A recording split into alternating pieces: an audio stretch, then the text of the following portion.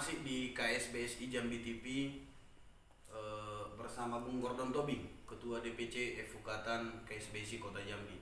Tadi Bung Gordon sudah panjang lebar dengan Ibu Korwil Roida Pane, mulai dari Omnibus Law, pandemi Covid. Cuman saya ingin mendengar juga dari Bung Gordon terkait dengan RUU Cipta Kerja, khususnya klaster ketenagakerjaan yang hari ini ditunda. DPR dan pemerintah bersepakat. Pandangan Bung Gordon terkait dengan penundaan ini seperti apa dari Evukatan KSBSI Kota Jambi? Ya, sedari awal kita Federasi Ukatan KSBSI Kota Jambi pertama menolak RUU Cipta Kerja itu. Akan tetapi karena ini terkait dengan bergen posisi lawan menawar dalam konstelasi politik nasional, maka kita ikut informasi dan ikut desakan organisasi KSBSI bahwa menarik klaster ketenagakerjaan dari RUU Cipta Kerja. Kalau hanya menunda ya? Iya, bukan menunda. Saya juga tidak sepakat kalau hanya ditunda. Lebih bagus memang itu ditarik, karena memang undang-undang tenaga kerjaan itu dia ada spesialis, hanya mengatur hubungan industrial antara pekerja atau buruh dengan perusahaan, dengan pengusaha. Nah, kalau kita bicara dengan apa yang dirumuskan di dalam RUU Cipta Kerja yang ada 11 klaster itu terlampau luas. Di situ ada bagaimana pengusaha harus memperoleh izin, bagaimana soal birokrasi, belum lagi soal lingkungan, terlampau luas. Jadi sebaiknya memang Undang-Undang Cipta Kerja yang direncanakan itu diganti saja judulnya menjadi RUU Cipta Usaha. Kalau saya pribadi, RUU Cipta Usaha, karena memang alasan pemerintah ya, karena ini terkait dengan investasi ya, Bung Gordon ya. Menurut pandangan Ketua DPC Kota ini terkait dengan RUU Cipta Kerja ini yang memasukkan klaster ketenaga kerjaan berarti bertentangan ya dengan prinsip-prinsip keadilan hak pekerja buruh. Sebenarnya Bung Gordon, bagaimana cara mensinkronkan antara keinginan pemerintah agar investasi ini bisa masuk ke Indonesia dengan baik dengan kepentingan teman-teman buruh? Bagaimana cara kita untuk mencoba membuat ini supaya sinkron gitu, tidak bertentangan langsung antara iklim investasi dengan pemenuhan hak-hak pekerja buruh kita? sebenarnya tidak ada pertentangan. Tidak ada pertentangan. Tidak ada pertentangan selama ini. Data-data menunjukkan bahwa kesulitan-kesulitan untuk berinvestasi tidak ada sama sekali yang mencantumkan tentang upah buruh atau hak buruh. Yang menjadi persoalan berinvestasi di Indonesia ini selama ini adalah pungutan-pungutan yang tidak jelas, kemudian birokrasi perizinan yang berbelit-belit, dan selanjutnya juga administrasi dari pemerintahan yang masih belum terintegrasi dengan baik, sehingga banyak waktu terbuang hanya untuk persoalan-persoalan administrasi dan perizinan. Nah, kalau soal buruh dengan investasi memang ada keterkaitan. Semakin banyak investasi tentu akan semakin banyak membuka lapangan pekerjaan, tentu akan menyerap masyarakat menjadi buruh, menjadi pekerja.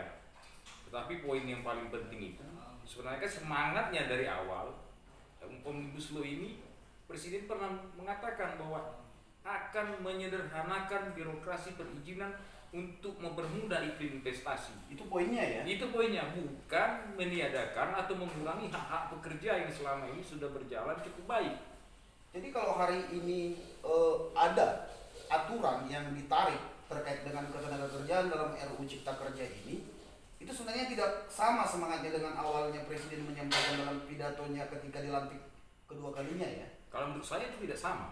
Sangat beda. Jadi mungkin entah bawahan Presiden yang salah menerjemahkan apa yang menjadi keinginan Presiden, karena Presiden memang hanya menyampaikan secara global aja, secara umum apa yang harus dilakukan terkait untuk mempercepat investasi di Indonesia di masa kepemimpinan beliau, kan gitu. Ya, berarti kesimpulannya bahwa Evukatan Kota Jambi bukan hanya meminta menunda tapi mengeluarkan dan tidak memasukkan klaster itu ya, iya, dalam RUU Cipta Kerja. Oke. saya pikir cukup jelas apa yang disampaikan Ketua DPC Fukatan Kota Jambi. Ini terkait dengan pandemi COVID-19 ini, Bung Gordon. Ketika tadi mungkin Bu Korwil sudah menyampaikan panjang tentang apa harapan KSBSI, apa seruannya kepada anggota, kepada perusahaan. Ini terkait dengan harapan KSBSI kepada pemerintah. Kita tahu hari ini Bung Gordon ada anggaran yang cukup besar yang dipakai oleh pemerintah, baik itu lewat APBN, APBD Kabupaten Kota dan Provinsi. Tadi Bu Korwil sudah menyampaikan bahwa ternyata ada juga buruh yang terdampak dari COVID ini karena ada yang di PHK di rumah kan. Apakah sampai hari ini, misalnya di Kota Jambi atau di Provinsi Jambi, orang-orang yang terdampak ini sudah disentuh tidak lewat anggaran-anggaran yang luar biasa ini, Bung Gordon? Ya, memang sangat disayangkan bahwa secara umum baik pemerintah pusat, provinsi maupun kabupaten tidak mempunyai blueprint yang jelas dalam menangani COVID-19 ini. Semuanya terkadang kurang koordinasi dalam menanggulangi korban-korban terdampak COVID-19. Khusus buruh di Provinsi Jambi kita sudah tahu ada beberapa yang sudah dirumahkan, ribuan orang, bahkan ada beberapa ratus yang sudah di PHK.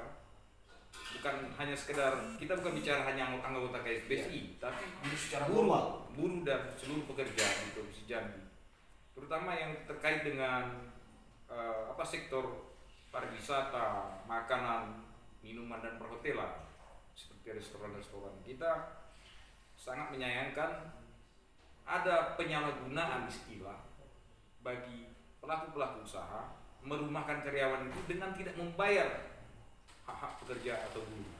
Seharusnya kalaupun dirumahkan, hak-hak mereka tetap dibayar. Apakah itu nanti dirundingkan 100% kah, 75% kah? Tapi harus dibangun kesepakatan. Jangan sampai hak-hak mereka dihilangkan. Seperti yang sekarang karyawan-karyawan perhotelan itu banyak yang tidak digaji pada saat dirumahkan. Jadi mereka hanya digaji ketika dipanggil kerja sehari 2 hari. Nah ini kan sangat disayangkan. Nah kemudian kebijakan pemerintah terkait APBN, APBD provinsi dan APBD kabupaten kota. Yang saya lihat di sini, kelemahan paling mendasar pemerintah adalah data kependudukan yang tidak valid terkait dengan misalnya profesi-profesi atau pekerjaan-pekerjaan masyarakatnya. Seharusnya di Snaker provinsi maupun di Snaker kabupaten kota itu sudah punya database tentang pekerja dan buruh yang dirumahkan maupun yang sudah di PHK. Bagaimana mereka-mereka ini kemudian menjadi penerima bantuan-bantuan yang tadi disalurkan oleh APBN, APBD kabupaten kota.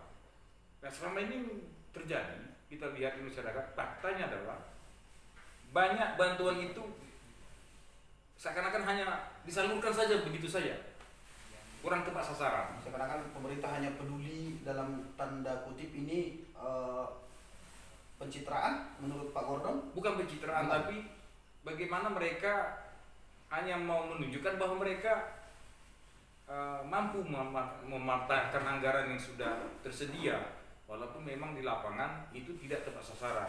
Seperti kita tahu di APBN itu kan sudah ada pos-pos tertentu kayak PKH, bantuan tunai dan lain-lain sebagainya. Ini kan sudah ada posnya tanpa ada pun biaya penanggulangan COVID-19. Mereka ini selalu menerima. Ya. Nah, bagaimana sebenarnya yang di luar inilah yang seharusnya pemerintah fokus. Di luar mereka-mereka yang terdaftar sebagai penerima bantuan-bantuan program seperti pemerintah. yang tadi ya, karyawan tidak diupah. Iya.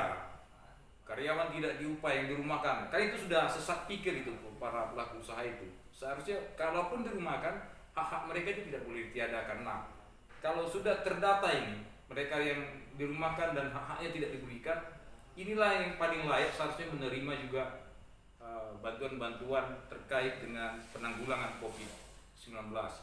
Belum lagi nanti sektor-sektor informal, pekerja-pekerja informal, kita tahu sendirilah bahwa memang kelemahan pemerintah itu ya di database tadi, database yang tidak terintegrasi antara instansi dan lain-lain sebagainya. Ya hari ini juga pemerintah mengeluarkan yang namanya kartu prakerja ini. Di awal kemarin kita mendapatkan informasi bahwa teman-teman tenaga kerja yang dirumahkan juga menjadi salah satu sasaran, bahkan sasaran utama dari kartu prakerja itu. Bagaimana hasilnya sampai hari ini Pak Gordon terkait dengan kartu prakerja ini? Ya, kalau kebijakan itu sebenarnya memang terkait prakerja, awalnya memang kan ini untuk mereka-mereka yang Belum bekerja. belum bekerja dan siap untuk dipekerjakan. Tapi Dilatih, oleh ya. karena kejadian kita situasi COVID-19 ini, maka pemerintah merubah sejenak dengan tergesa-gesa merubah bahwa kartu prakerja ini dikhususkan bagi buruh atau pekerja yang terdampak, yang di PHK maupun yang dirumahkan. Akan tetapi ini juga lagi-lagi tidak terkoordinir dengan baik.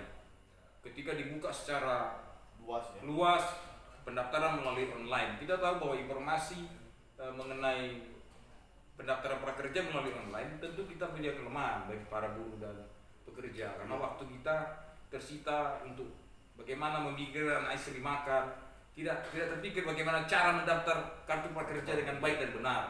Jadi saya pikir ini program ini sudah gagal untuk mencapai tujuannya, bahwa pekerja dan buruh yang di PHK dan dirumahkan yang akan memperoleh manfaat prakerja itu gagal. Bahkan bisa disalahgunakan ya.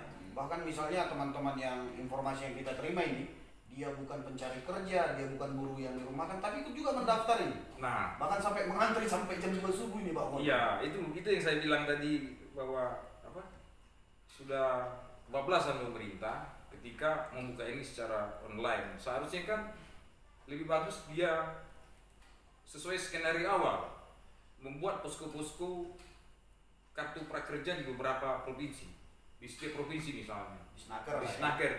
Disnaker sebagai instansi terkait yang sangat paham betul siapa-siapa buruh yang ter-PHK, siapa-siapa buruh yang dirumahkan tidak memperoleh hak kerja.